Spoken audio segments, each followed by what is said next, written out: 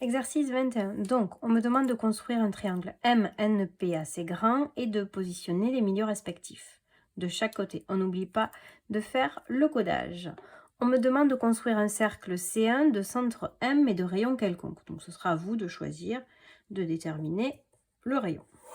Donc là, moi, je trace mon cercle C1. Ensuite, on me demande de construire le symétrique de ce cercle-là par rapport au point I.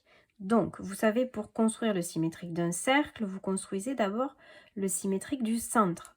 Donc, le symétrique du point M par rapport au point I est le point N, puisque I est le milieu du segment MN. Donc, le symétrique du point M est le point N par rapport au point I.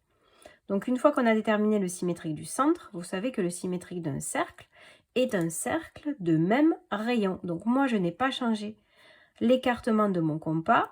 On vérifie, on a bien le même rayon. Donc, mon cercle C2, c'est le cercle de centre N et de même rayon que le cercle C1.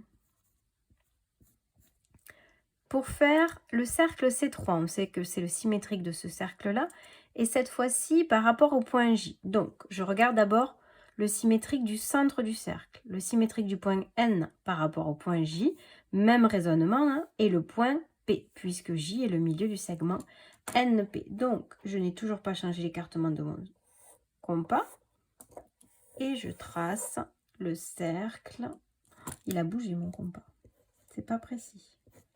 Je trace le cercle C3 et même raisonnement, hein, quel est le symétrique? Je dois tracer le cercle C4, donc par rapport au point K. Donc le centre, le symétrique du point P qui est le centre du cercle C3 par rapport au point K est le point M. Et comme je sais que les cercles doivent avoir le même rayon, bah du coup le symétrique du cercle C3 est le cercle C1. Si vous retracez le cercle, puisque tous les cercles ont le même rayon.